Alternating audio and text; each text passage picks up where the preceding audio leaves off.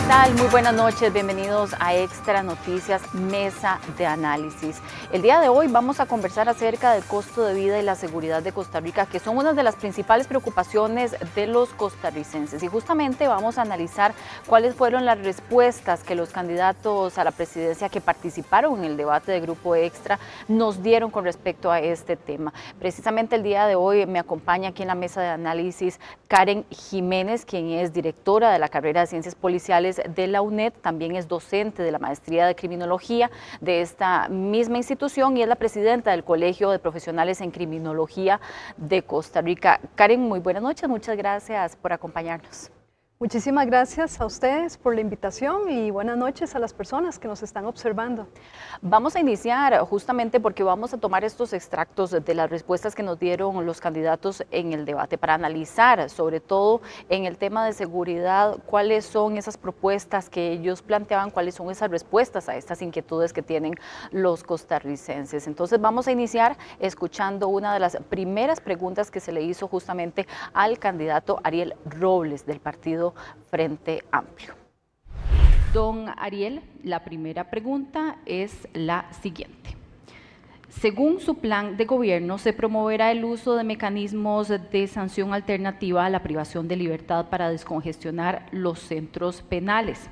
¿Cómo evitará la reincidencia de los privados de libertad con beneficios y si seguirá con el proyecto de la nueva megacárcel impulsada por la actual administración? Tiene un minuto para responder. Justamente sobre la pregunta, nosotros y nosotras apostamos por aprobar el proyecto de ley que presentó el gobierno en su presupuesto para que se invirtiera en la cárcel. Hay una mala interpretación, el gobierno ha vociferado que se trata de una megacárcel, realmente lo que se trata es de mejorar la infraestructura carcelaria para poder dar mejores condiciones. Nosotros hemos aprobado ese proyecto de ley, pero sí queremos señalar lo siguiente: para nuestro gobierno es prioritario, así como invertimos en mejoras carcelarias, invertir en educación.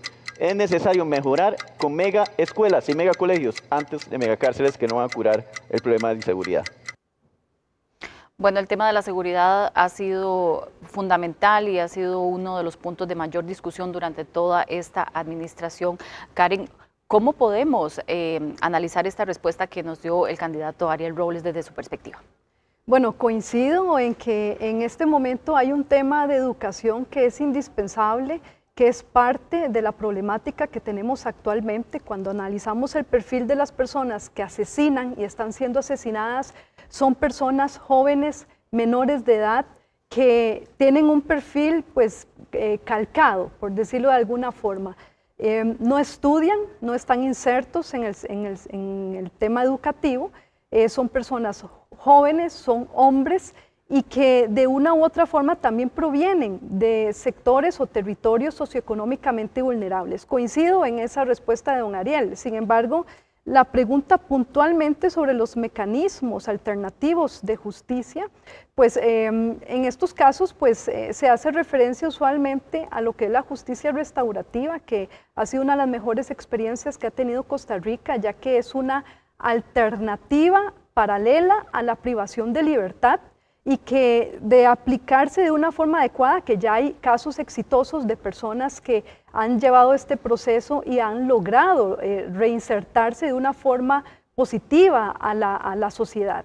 Entonces considero que esto es uno de los criterios que son esenciales y que ojalá lo puedan concebir los demás planes de gobierno o de las candidaturas que están proponiéndose a la presidencia, ya que sí hay que pensar en cómo podemos detener la violencia, no solo desde la perspectiva preventiva de las personas que ahorita están en la calle delinquiendo o que podrían llegar a poder delinquir, sino de los que ya están insertos en las cárceles, porque la realidad es que si las personas al estar insertas dentro de la cárcel, al ser privadas de libertad, pues prácticamente están dentro de una, por decirlo de alguna forma, una universidad de la criminalidad, porque ahí lo que hacen es aprender otras conductas delictivas, inclusive cuando salen ya tienen otras redes criminales donde pueden empezar a delinquir y pues lamentablemente no se corta ese patrón de violencia y la única forma de cortarlo ya es de una prevención terciaria, que es cuando son las personas que son privadas de libertad,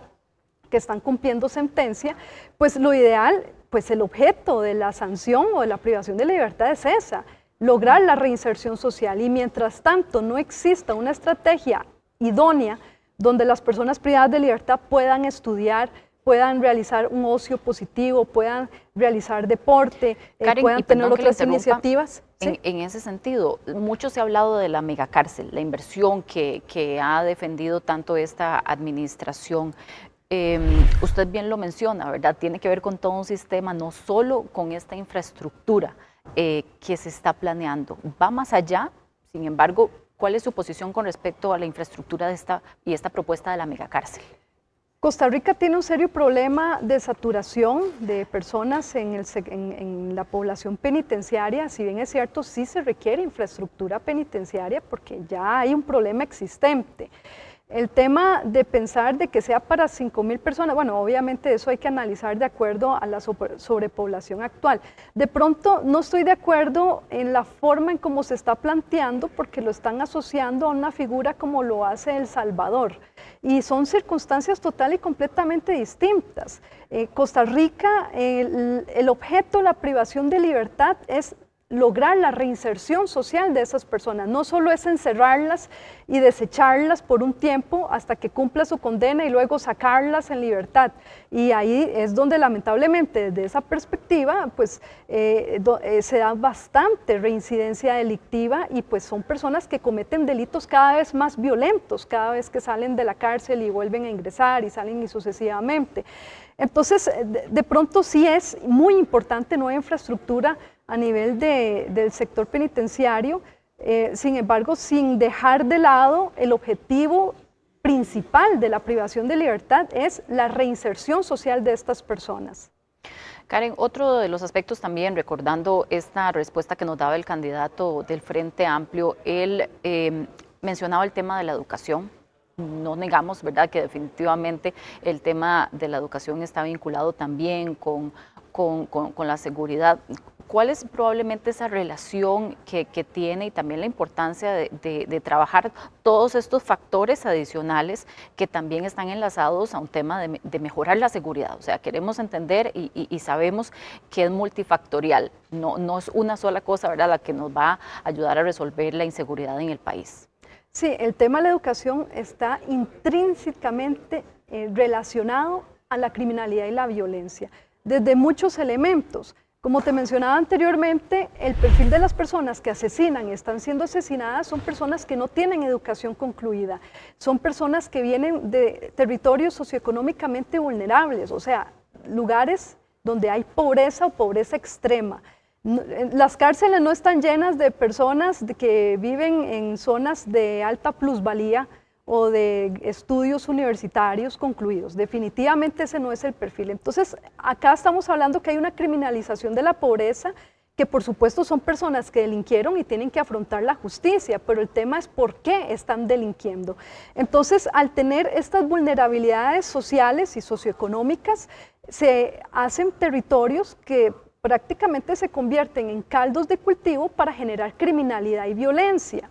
Además, hay que aunarle otros factores que son carburantes, el tema del fácil acceso a las drogas, el fácil acceso, bueno, el problema del alcoholismo, el fácil acceso a las armas de fuego, porque sabemos que tenemos un serio problema de tráfico de armas, donde se pueden acceder incluso a armas de grueso calibre, ya de armas modificadas que pueden disparar en ráfaga, y de ahí el motivo por el cual en cada evento de sicariato hay cualquier cantidad de víctimas colaterales, víctimas inocentes y víctimas múltiples, no necesariamente el objetivo que iban a justiciar. Y pues son elementos sumamente complejos y que de una u otra forma el control social está fallando, el control social informal cuando lo hablamos desde la familia, la comunidad, los centros educativos, porque hay una normalización de la violencia, donde normalizamos la violencia en casa y hay datos de la gran cantidad, miles de casos de violencia doméstica cada año, y este es el reflejo de lo que viven los jóvenes en sus hogares, de lo que normalizan en las comunidades, de lo que normalizan en las escuelas, y pues sabemos que estos son los primeros escenarios donde una persona en la edad de niñez y adolescencia empiezan pues a aprender a socializar socializar, la forma de cómo aprenden a mediar un conflicto incluso. Incluso el tema del sicariato, ¿verdad? Que lo hemos mencionado ya en múltiples ocasiones acá en nuestros noticieros. El sicariato se está presentando a edades de muchachos muy jóvenes que están desgraciadamente cayendo en este fenómeno. Sí, y es algo que se ha notado en el tiempo. Mi persona hace ya más de 12 años fui oficial de policía y recuerdo que cuando analizábamos los casos en la dirección de inteligencia, veíamos cómo el perfil de las personas, por ejemplo, cuando asesinaban o lideraban una estructura criminal, eran personas que ya tenían 30, 35 años y cuando analizábamos su trayectoria, empezó con el decomiso de un cuchillo, de un pucho de marihuana en la adolescencia, luego un decomiso de un arma de fuego cuando tenía 20 años, casos de violencia doméstica usualmente, y ya cuando tenía 30 años ya cometía delitos más graves. Esto ha cambiado ahora totalmente y eso habla mucho del tema de salud mental y normalización de la violencia, donde ahora observamos menores de edad, incluso menores de 13 años, que para ellos ya es normal asesinar a otra persona. Entonces acá hay una curva de experiencia o trayectoria criminal que se ha acortado por muchísimo y esto es algo que habla del serio problema que tenemos actualmente en Costa Rica, normalización de la violencia, que pasa mucho por el tema de la educación, indudablemente, por el tema de la normalización de la violencia y que mucho de esto está, como decía anteriormente, enlazado directamente a causas socioeconómicas de vulnerabilidad social. Vamos a escuchar seguidamente, Karen, otra de las respuestas, específicamente voy a pedirle a mis compañeros si tenemos por ahí, de don Juan Carlos Hidalgo del Partido Unidad Social Cristiana, si lo tenemos, para poder escuchar también cuál fue la respuesta que él nos dio por ahí para poder escucharla. Usted ha señalado que bajará las cargas sociales. ¿Cómo hará para que esa rebaja no impacte las finanzas públicas? Tiene un minuto para responder. Buenas noches, costarricenses. Este va a ser el primer proyecto de ley que yo envíe a la Asamblea Legislativa. Necesitamos emparejar la cancha y una de las maneras de hacerlo es reduciendo los costos de contratación para aquellas personas que no pudieron terminar sus estudios. Actualmente tenemos una informalidad muy alta en el país, 40% de la población económicamente activa, más de 850,000 personas. Lo que estamos planteando es recortar el 7,25% de los impuestos a la planilla, que no van a financiar la caja, que no van a financiar las pensiones complementarias, y trasladarlos para que se financien con impuestos ordinarios, de tal forma que el costo de contratar a las personas caiga y entonces exista un incentivo para contratar a las personas que en este momento están excluidas de la formalidad, que no están cotizando una pensión, no están cotizando un seguro médico, no están recibiendo los ingresos que podrían recibir si tuvieran un salario formal. Ya casi vamos a analizar esta respuesta de don Juan Carlos, que se refería más bien al tema de economía, pero vamos a escuchar otra respuesta que nos dio la candidata Claudia Dobles. Doña Claudia, en su propuesta usted menciona impulsar una reforma legal para atacar a los capitales emergentes. ¿En qué consiste este proyecto y si usted impulsaría además el levantamiento del secreto bancario?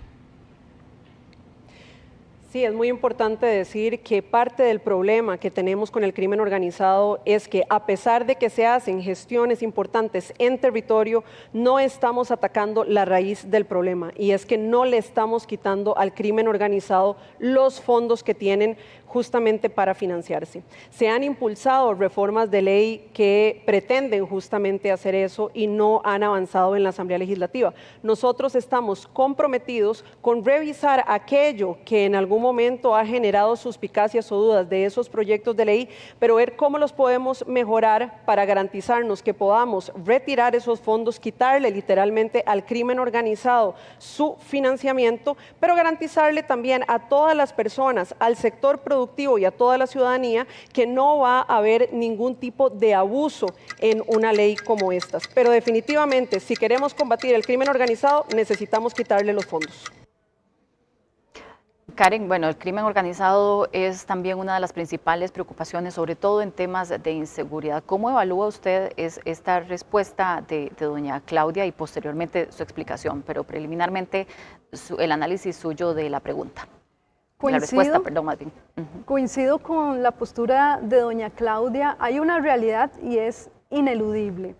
Ahora las estructuras criminales son por mucho sofisticadas, tienen incluso una perspectiva empresarial, siendo que cada una de las personas que lideran los distintos funciones con las que se dividen este tipo de negocios son fácilmente reemplazables. Y es que las personas somos reemplazables fácilmente, que si bien es cierto, es excelente que se puedan hacer deportaciones de estas personas, que se puedan llevar a los países donde cometieron también estos delitos, que también estas personas sean ajusticiadas, que sean, estén insertas en el sistema de justicia, que sean procesadas judicialmente, y que esto es algo espectacular. Pero la realidad es que las estructuras criminales siguen operando, tienen una resiliencia para poder continuar a pesar de las intervenciones que puedan recibir por parte de la policía o el intento de desarticularlas, que también es loable resaltar el esfuerzo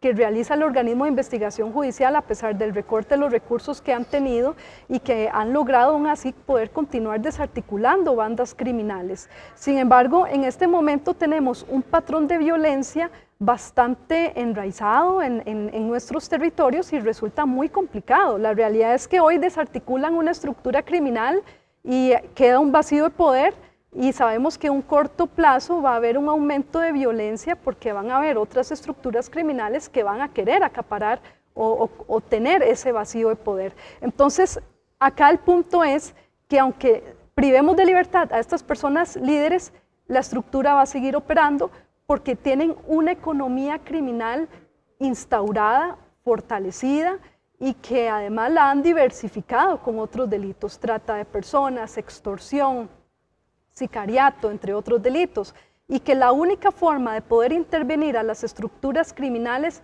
es golpeando sus finanzas. Y eso es algo que sin duda alguna sería una estrategia contundente para poder golpear pues, a las estructuras criminales como tal y que pues, se desmotiven y busquen otros países donde puedan seguir lavando dinero a sus expensas, pero al menos no en Costa Rica. Sin duda un tema bastante complejo de abordar en el país. Vamos a incorporar a esta mesa de análisis también a don Luis Vargas, economista, quien se suma con nosotros para analizar cuáles fueron las respuestas que nos dieron los candidatos a la presidencia en el debate de Grupo Extra en alianza con el Colegio Federado de Ingenieros y Arquitectos. Y algunas de las preguntas estaban enfocadas sobre todo en costo de vida, algunos temas económicos que por supuesto nos preocupan muchísimo a todos los costarricenses. Don Luis, muy buenas noches, muchas gracias por acompañarnos. Buenas noches, Gabriela, y buenas noches a todas las personas que nos acompañan en esta transmisión. Un gusto estar aquí con ustedes. Muchas gracias, y vamos a ir a escuchar algunas de las respuestas que nos dieron los candidatos. Podemos ir con la respuesta de don Juan Carlos Hidalgo para que nos comente cuáles son algunas de estas preguntas. Vamos a iniciar con él. Usted ha señalado que bajará las cargas sociales. ¿Cómo hará para que esa rebaja no impacte las finanzas públicas? Tiene un minuto para responder. Buenas noches, costarricenses. Este va a ser el primer proyecto de ley que yo envíe a la Asamblea Legislativa. Necesitamos emparejar la cancha y una de las maneras de hacerlo es reduciendo los costos de contratación para aquellas personas que no pudieron terminar sus estudios. Actualmente tenemos una informalidad muy alta en el país, 40% de la población económicamente activa, más de 850,000 personas. Lo que estamos planteando es recortar el 7,25% de los impuestos a la planilla, que no van a financiar la caja, que no van a financiar las pensiones complementarias, y trasladarlos para que se financien con impuestos ordinarios, de tal forma que el costo de contratar a las personas caiga y entonces exista un incentivo para contratar a las personas que en este momento están excluidas de la formalidad, que no están cotizando una pensión, no están cotizando un seguro médico, no están recibiendo los ingresos que podrían recibir si tuvieran un salario formal. Don Luis, las cargas sociales, ese fue el tema al que se refirió don Juan Carlos Hidalgo. ¿Qué le parece a usted esta respuesta que él nos brindó? Sí, el tema que toca don Juan Carlos es sin lugar a dudas un tema que no es nuevo. Es una discusión que ya ha estado en el mismo Congreso, en la misma Asamblea Legislativa, y también que de las distintas personas que están aspirando a la presidencia lo tienen como prioridad. Definitivamente, y esto ya ha sido señalado por organismos internacionales como la OCDE, el Fondo Monetario Internacional, Costa Rica tiene una carga para contratación, lo que conocemos como cargas sociales, que es alta en comparación con países en desarrollo e incluso en la misma región latinoamericana. De ahí que lo que don Juan Carlos propone es sin lugar a dudas una alternativa que debemos analizar con detalle para incrementar la formalidad, ¿verdad? Porque contamos efectivamente con una tasa de informalidad alta. Valga aclarar que menor que la que vemos en otros países de Latinoamérica, pero que sigue siendo alta. Y esto, sin lugar a dudas, priva a una buena parte de la población de tener acceso a la seguridad social, acceso a la caja costarricense del Seguro Social, de estar cotizando para una pensión. Así que lo que don Juan Carlos propone, sin duda alguna, es algo que como país debemos impulsar.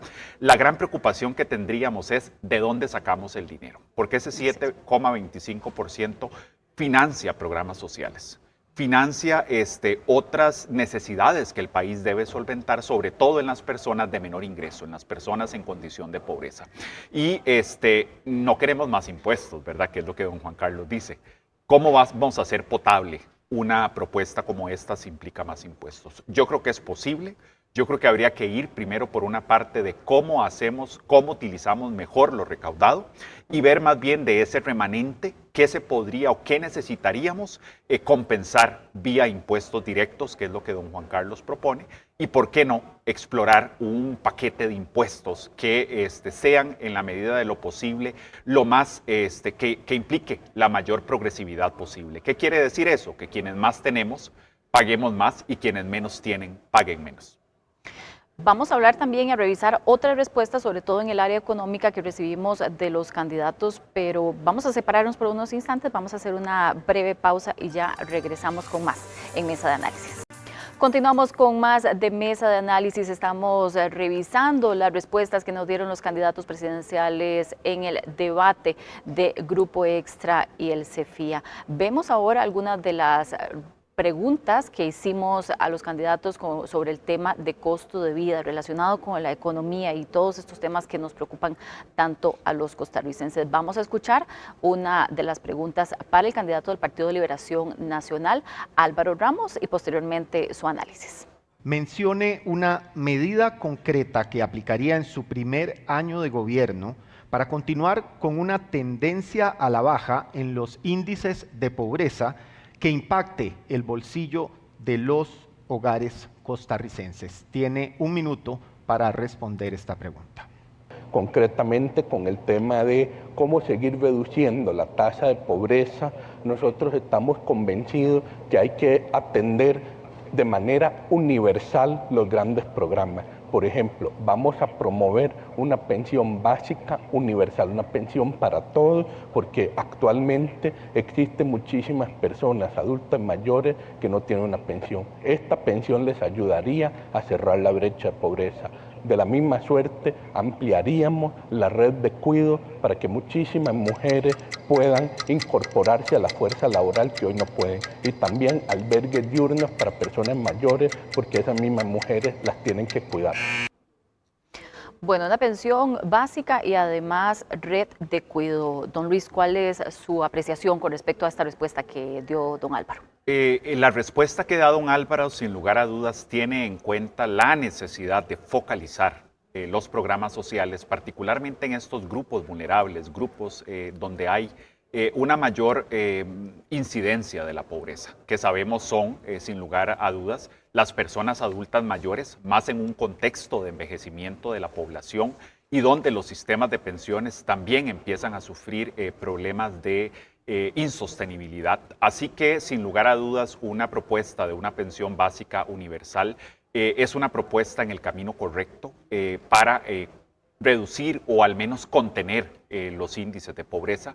No obstante, hay que tener en cuenta que hay que financiarlo, ¿verdad? Y estamos en un contexto donde el fisco sigue enfrentando dificultades, ¿verdad? Apenas estamos en una fase de recuperación tras la reforma fiscal, así que es un tema a analizar. Con respecto a los centros de cuidado, yo creo que es algo que de por sí ya hemos venido analizando y aquí vamos a atacar dos grupos de población muy importantes. ¿En qué sentido? En que las mujeres jefas de hogar, sabemos que estos hogares jefeados por mujeres son los que tienen también mayores incidencias de pobreza en el país y es donde hay más presencia de menores, que sabemos que la pobreza infantil es muy alta. Así que son dos propuestas en la dirección correcta, siempre el tema a analizar, el financiamiento. Justamente a eso iba y quería tal vez profundizar porque las personas nos están viendo, ¿verdad? Y sabemos que estos son días en los que todavía están tomando decisiones los electores. Las propuestas son buenas y ahí las tenemos, ¿verdad? Pero el financiamiento, ese es el gran reto que enfrenta un gobierno, un candidato en este momento, el cómo. Eso es lo que no nos dicen. ¿Cuál es ese reto con respecto al financiamiento para todos estos programas sociales que tiene el país? Sí, ahí particularmente debo reconocer en el caso de don Álvaro que él ha mencionado posibles alternativas para el financiamiento o cubrir lo que sería la pensión básica universal. Él tiene en este sentido la gran ventaja de que fue superintendente de pensiones y conoce muy bien sobre el tema. Y en el caso de la red de cuidado, algo que ya se ha discutido no solo por don Álvaro, sino también por otras personas candidatas, es trabajar, por ejemplo, con alianzas público-privadas. Es una alternativa que sin lugar a dudas puede permitir financiar estas redes de cuidado. Es tener modelos mixtos donde haya una subvención, pero no necesariamente un pago total. Habrán personas que podrán pagar una parte y con esto de manera solidaria financiar a quienes no lo puedan hacer. Así que yo estoy esperanzado en que estas dos medidas hay la posibilidad de financiarlas y que son dos medidas que sin lugar a dudas podrían contribuir de manera muy significativa con el bienestar de aquella población que más lo necesita. Las mujeres jefas de hogar, las personas, los niños y niñas y las personas adultas mayores. Vamos a ver también una dinámica que tuvimos durante el debate en el que recorrimos a distintos puntos del país para recoger aquellas inquietudes que tienen también los costarricenses. Y vamos a escuchar justamente algunas de estas preguntas que le hicieron algunos ciudadanos directamente a los candidatos. Escuchemos. Mi nombre es Priscila Obando y soy de Heredia. Ya que usted escogió mi pregunta, sería: ¿usted alguna vez ha visitado alguna feria de emprendedores? ¿Cuáles artículos ha comprado usted? ¿Cuál es el plan de negocio para el 2026 para los emprendedores en Costa Rica? Sí, muchísimas gracias, Priscila. En efecto, he visitado ferias de emprendedores, en Desamparados, en mi cantón, en Escazú. Recientemente visité una en Atillo. Pues sí, nosotros usualmente compramos productos, sobre todo como tengo niñas pequeñas, a ellas les gustan a veces las pulseritas, las prensitas, entonces sí hemos participado en esas ferias de emprendedores. Lo que sí creo es que necesitamos un camino para que esas mujeres emprendedoras, porque muchísimas son mujeres, tengan quien les cuida a sus hijos. Por eso hemos planteado una y otra vez la necesidad de crear redes de cuidado universal, redes de cuidado para los niños, albergues diurnos para los adultos mayores, que muchas de esas mujeres pues cuidan regularmente y eso les dificulta el tiempo de trabajo. Más recientemente tuve el gusto de visitar una feria de emprendedoras en Guanacaste y tenían los mismos problemas. Ahí escuchábamos también la respuesta del candidato, vuelve a mencionar también el tema de la red de cuidado. Sin embargo, Luis, quería preguntarle, aprovechando esta respuesta también, ¿qué piden los emprendedores? ¿Qué necesitan los emprendedores de Costa Rica para desarrollar, para impulsar los negocios de una manera más eficiente? Sí, en esta pregunta, bueno, voy a hacer, esta es mi opinión personal, creo que don Álvaro apela más a públicos, ¿verdad? Más que a hablar propiamente del problema de fondo. Y aunque coincido con él en que gran parte de las personas emprendedoras en el país son mujeres jefas de hogar y merecen una atención focalizada que les permita poder trabajar, Pues ahí tal vez uno hubiese querido escuchar un poquito más a fondo de esas estrategias específicas, esos grandes problemas que enfrenta de por sí cualquier persona emprendedora. ¿Cuáles son? Sin lugar a dudas, el acceso a financiamiento. Son personas que, como decimos popularmente, tienen que trabajar con las uñas. Hemos estado y hemos tenido programas como Banca para el Desarrollo, pero lamentablemente no hay los avales, las garantías, ¿verdad? Esto que yo pueda decir, esto es lo que pongo yo a responder para que usted me dé capital a mi banca para trabajar.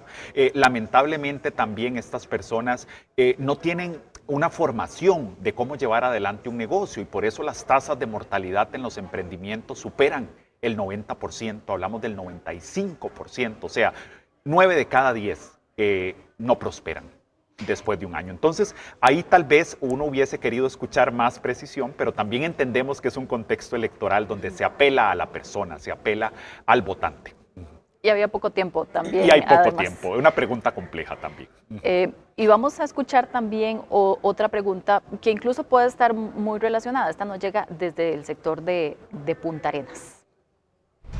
Hola, mi nombre es Manuel Escobar, soy emprendedor aquí del puerto. Siempre que llegan estos tiempos son muchas promesas y muchas mentiras. Ya estamos cansados que nos estén mintiendo. ¿Qué proyecto viable y realizable tiene para los vendedores, para los emprendedores que nos ganamos con honestidad nuestro sustento y que trabajamos diariamente aquí en nuestro puerto? Sin mentiras, por favor, un proyecto viable. Muchas gracias. Sí, el puerto es una de las ciudades que más ha sufrido en nuestro país. Ha sufrido abandono por parte de las autoridades, ha sido diezmado por decisiones que se han tomado desde San José que no han tomado en cuenta las realidades de la Perla del Pacífico, y eso es lamentable que uno va al centro de Punta Arenas un sábado al mediodía, un domingo en la mañana y está totalmente desierto. Nosotros creemos que tiene que haber un plan integral para Punta Arenas para generar empleo en la región que parte por reactivar el tema de la pesca responsable de camarón. Necesitamos también reactivar y darle incentivos a la actividad palangrera pesquera para que estas dos industrias, más el sacarle más provecho al tema del atún, para que la riqueza del atún no se vaya a otros países, sino que se quede en nuestro país. Esto generará muchísimo más empleo en el centro de Punta Arenas y así lograremos traer prosperidad a todos estos comerciantes de la zona. Sectores productivos y las costas también que sufren grandes temas de pobreza. Luis, ¿cómo ve esta respuesta del candidato de la Unidad Social Cristiana? Curiosamente, cuando hacemos análisis de estas respuestas, notamos que una buena parte del tiempo asignado el candidato también apela al votante de las costas, de Punta Arenas, ¿verdad? Y nos deja poquito tiempo, ¿verdad?, del contenido de fondo, de nuevo, lo cual es comprensible en esta casa de votos donde nos encontramos. Pero sí, don Juan Carlos efectivamente menciona cosas que conocemos, ¿verdad? Cómo hay un abandono en las actividades productivas en las costas, cuando tenemos recursos, esa economía azul que llamamos, recursos marítimos muy valiosos que de manera responsable podríamos explotar y generar fuentes de empleo, pero nos quedamos un poquito cortos en el cómo, ¿verdad? Decimos sí, la pesca de camarón, el atún, pero claro, ¿cómo lo hacemos, verdad? El qué, pues como decimos, ya muchas veces lo sabemos, lo que nos falta es el cómo. Ahí, sin lugar a dudas, entra la necesidad de que haya un acompañamiento, una alianza donde haya capacitación para cómo llevar adelante esto. Tiene que haber un capital inicial. Como ya lo mencionábamos, son temas de factor común en los emprendedores, capital, formación y otra que no mencioné antes, acceso a mercados, porque claro, pesca de atún, ¿y a quién se lo vamos a vender el atún fresco? ¿Verdad? Ecuador lo hace, pero Ecuador tiene ya toda una infraestructura, mercados desarrollados, conquistados, así que pues esa estrategia integral es la que querríamos escuchar y desarrollar, pero otra vez podría decir que son estrategias que van por buen camino. La cosa es cómo construimos como país el cómo. Luis y Karen, vamos a hacer una breve pausa de nuevo, pero al volver vamos a hacer algún repaso por esos puntos importantes en temas de economía y también de seguridad, que es fundamental analizar en este panorama electoral en el que estamos. Ya regresamos con más de Mesa de Análisis. Muchas gracias por continuar en Mesa de Análisis. Repasábamos y hacíamos un análisis sobre las respuestas que nos dieron los candidatos presidenciales en el debate que tuvimos este martes en Grupo Extra. Justamente se encuentran con nosotros aquí y los vuelvo a presentar para recordarles a Luis Vargas, quien es economista de la Universidad de Costa Rica, y también a Karen Jiménez, quien es experta en criminología también y la directora de carrera de la UNED en esta área. Y queríamos hacer un cierre final, ya estuvimos analizando algunas de las respuestas que nos dieron los candidatos, pero para hacer una conclusión, para guiar también a los electores, porque sabemos que estamos en una recta final importante de tomar decisiones, de analizar respuestas, analizar propuestas de campaña, también propuestas que nos hacen los candidatos en este momento. Quiero preguntarle, Karen, ¿cuáles son esos aspectos fundamentales que como país tenemos que enfocarnos en este momento para poder mejorar la seguridad? Un tema de vital importancia y que nos preocupa muchísimo a todos. Es importante que la población comprenda que el problema de criminalidad y violencia que tenemos actualmente es un problema bastante complejo, y para problemas complejos se requieren soluciones complejas. La forma de poder atender esto, pues no hay una fórmula mágica, pero sí se tiene que ver desde una estrategia integral que atienda las causas estructurales que inciden en que nuestros territorios se estén convirtiendo en caldo de cultivo de criminalidad y violencia, y que además también visualice no solo la cuestión preventiva, también de la mano el tema de la represión de un problema de criminalidad existente, ineludible. Sin embargo, la solución no puede venir solo pensando desde la policía, desde lo judicial o desde el sistema penitenciario, porque la realidad es que podríamos crear tantas cárceles como queramos, que las podríamos llenar, que el problema de criminalidad va a seguir existiendo porque es un patrón de violencia que tenemos ya instaurado en nuestra sociedad, y que la única forma de poder mitigarlo es a través de la prevención social, desde la atención de estas causas estructurales, temas de educación, temas de empleo, temas de pobreza, y por supuesto también el tema de las adicciones, porque si hay una demanda de droga tan elevada que hay en Costa Rica, porque hay mercados de consumo bastante instaurados en nuestros territorios, es porque tenemos un problema de adicciones en la población. Karen, y ustedes desde la academia también han generado iniciativas, una hoja de ruta también que nos da algunas pautas en esta línea. Sí, correcto. Recientemente estamos iniciando una campaña sobre los ejes programáticos esenciales que debe tener un plan de gobierno para atender el problema complejo que tenemos de seguridad. Invitamos a las personas a que accedan a las redes sociales de la carrera de Ciencias Policiales de la Universidad Estatal a Distancia y también de las redes sociales de la Universidad Estatal a Distancia, donde iremos divulgando en estos días previos a las elecciones estos ejes indispensables que tiene que tener un plan de gobierno para atender el problema complejo de seguridad que tenemos actualmente. Perfecto, muchas gracias, Karen, por ese análisis, y sin duda algo de lo que tenemos que estar muy pendientes todos. Luis, ¿qué pasa? Hay retos también importantes para la economía del país. Sin lugar a dudas, yo voy a empezar por decir que Costa Rica ha demostrado ser una economía resiliente, ha demostrado ser una economía que, pese a los retos que nos ha representado la coyuntura internacional y nacional en los últimos 5 o 6 años, hemos logrado crecer a tasas relativamente buenas al compararnos con otros países, pero ese crecimiento es para todas las personas, lamentablemente no. Tenemos una economía desigual, tenemos una economía donde no todas las personas nos alcanza más el dinero. El sentir de la población es que el dinero alcanza menos, el sentir del costarricense promedio. Así que tenemos una decisión muy importante en nuestras manos.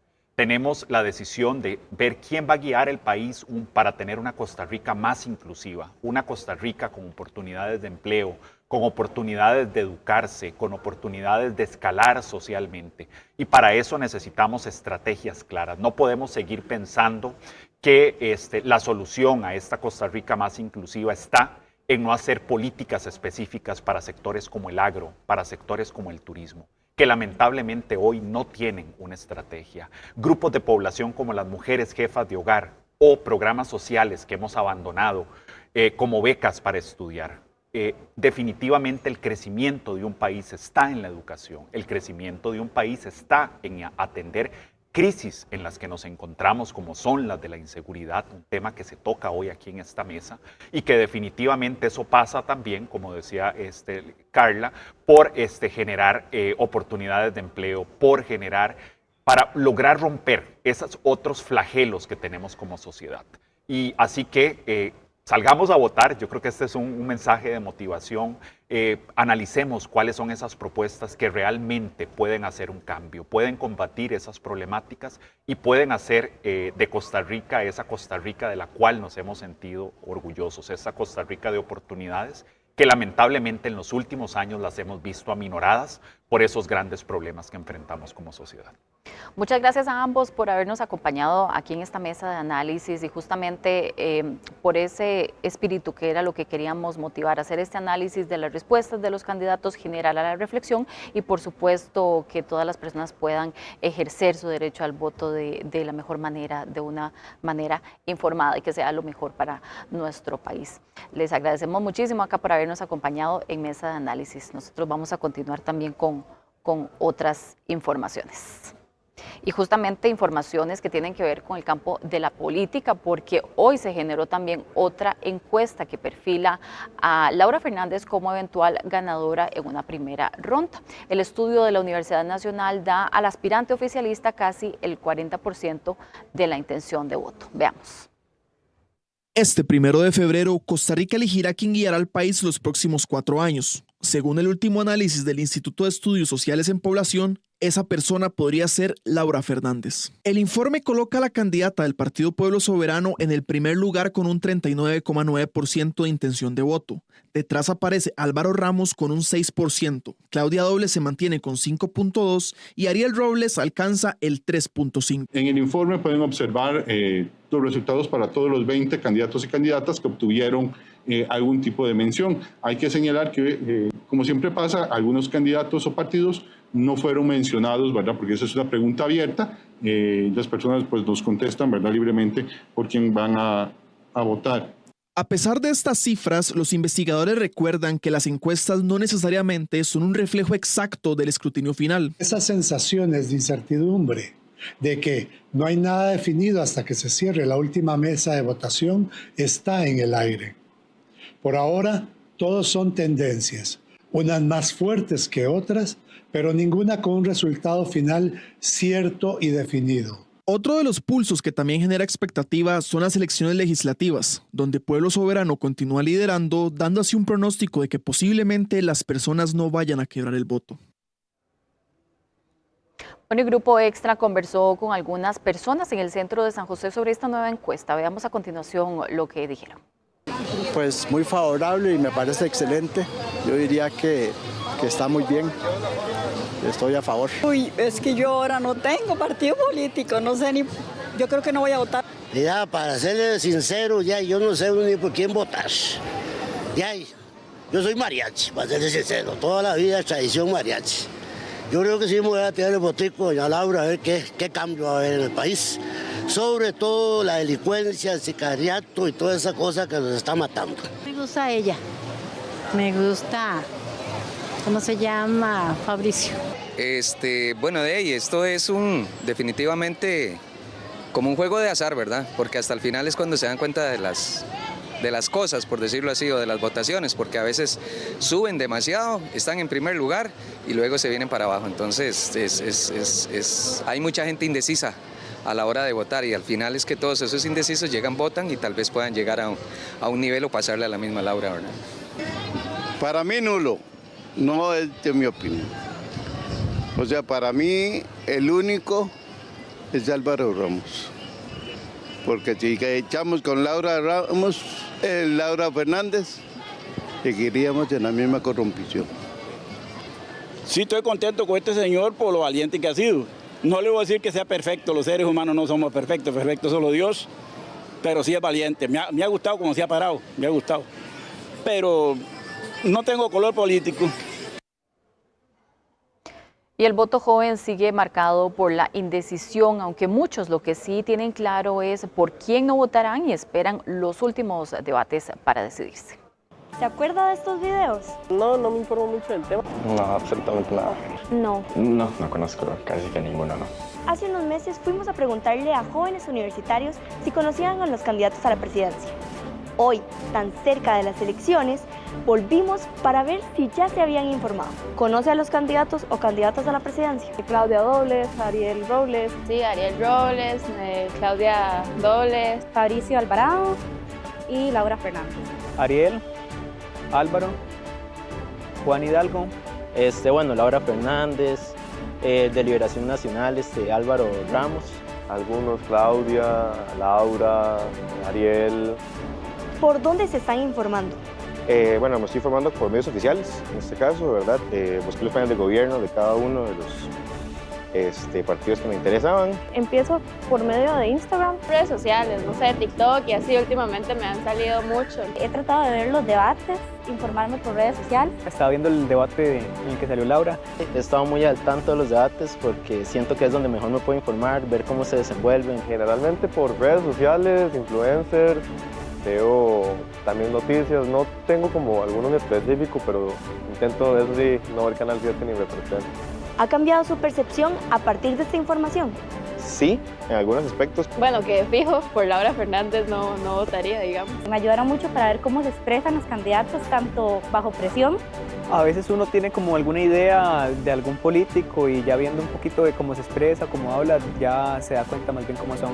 Sí, he cambiado ideas constantemente. ¿Ya sabe por quién va a votar? Todavía no es algo que he decidido así tal cual. Aún no tengo una decisión como tal. Bueno, ahí voy más o menos, sí. Con los demás debates puede que cambie, pero por ahorita creo que Claudia Dobles. No tengo ahorita una idea concreta, pero sí he visto algunos que me gustan. Sí, Laura Fernández. La continuidad por estabilidad, me gustan las propuestas y el gobierno de Rodrigo Chávez me parece uno de los mejores. ¿Qué áreas les preocupan más a los jóvenes? Me importa mucho la educación. Siento que el área tanto ambiental como de seguridad. Como educación o los derechos humanos, digamos. Siento que la seguridad, porque ha sido uno de los temas que este gobierno ha manejado un poco diferente. Siento que salud y educación, claramente. La seguridad en este momento estamos bien mal. Trabajo, que es lo que más le preocupa a uno en realidad cuando está estudiando y uno quiere ya salir al mercado, entonces uno se preocupa por todo eso. ¿Qué opina sobre el uso de la inteligencia artificial en los planes de gobierno? No, pésimo sinceramente. No me parece lo más adecuado, principalmente porque en teoría son personas las cuales deberían de poder redactar un plan de gobierno ellos o ellas. Siento que la manera en la que lo han utilizado no ha sido la correcta. Muy mal porque al final ellos tienen que pensar. No está mal que lo usen, no hacer que la herramienta haga todo el trabajo. No me parece nada mal, siento que es una herramienta que está al poder de todos y debería utilizarse, es algo moderno. ¿Y usted está aún entre esa lista que no sabe por quién va a votar? Les recuerdo que este 1 de febrero son las elecciones y es un deber de todos salir a votar. Hacemos una pausa, ya regresamos con más de Mesa de Análisis. Y ChatGPT lanza un plan más económico. Estas y otras noticias nos las trae Chris Brenes en nuestra sección de tecnología. Hola, ya es jueves. Bienvenidos a nuestra sección de tecnología. Los inventos, las últimas tendencias y los artículos más recientes del mundo tecnológico están aquí gracias a Colby. ¿Qué tal si hacemos un repaso por las principales noticias de esta semana?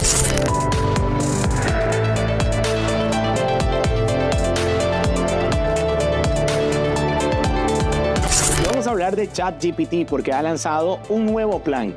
¿Cuánto va a costar? OpenAI presentó ChatGPT Go, un nuevo plan de $8 al mes que ofrece más funciones que la versión gratuita, pero con publicidad incluida. La empresa asegura que los anuncios no influyen en la respuesta del sistema. ¿Es usted deportista o deportista profesional? Atención porque Apple va a lanzar un nuevo reloj inteligente. ¿De qué se trata? Apple estaría desarrollando un nuevo reloj inteligente enfocado en deportistas de alto rendimiento. Aunque no hay anuncio oficial, el dispositivo buscaría ir más allá del Apple Watch Ultra y competir en el segmento profesional. Y los vehículos eléctricos son cada vez más tendencia en Costa Rica y en el resto del mundo. Esta semana hemos ido a conocer una empresa de costarricenses que han creado una plataforma para que usted y yo consigamos cualquier vehículo de estos hasta a mitad de precio. Volbits es una plataforma tecnológica creada por costarricenses que permite adquirir vehículos eléctricos nuevos o usados mediante subastas internacionales con un proceso seguro y transparente. Creamos Volbits porque queremos acercar a los vendedores en el país de la fábrica directamente con los compradores y, digamos, cerrar esa brecha de intermediarios para que la gente pueda tener el mejor precio en un vehículo en este caso. Básicamente las personas se registran, es totalmente gratis. Una vez se registran pueden ofertar por un vehículo haciendo el pago de un FIT. Este FIT es congelado y una vez finalice la subasta, si eres el ganador, se te debita el monto. De lo contrario, ese monto será liberado y no tiene ningún cargo la tarjeta. Entre lo más reciente de ChatGPT hasta cuál es el nuevo Apple Watch y también cómo comprar vehículos eléctricos desde Costa Rica sin intermediarios, hemos dado un repaso por las principales noticias al resto del mundo en tecnología, gracias a Colby. La próxima semana, más información. Y el Banco Central acordó este jueves mantener la tasa de política monetaria un 3.25% anual. La Junta Directiva reconoció que la política monetaria tiene una limitada capacidad de acción para influir en la inflación ante los choques como la reducción de precios en materias primas y el mejor desempeño de las cosechas agrícolas. Eso justifica la decisión de mantener la postura neutral de forma que el mercado financiero traslade las rebajas del año pasado a los costarricenses.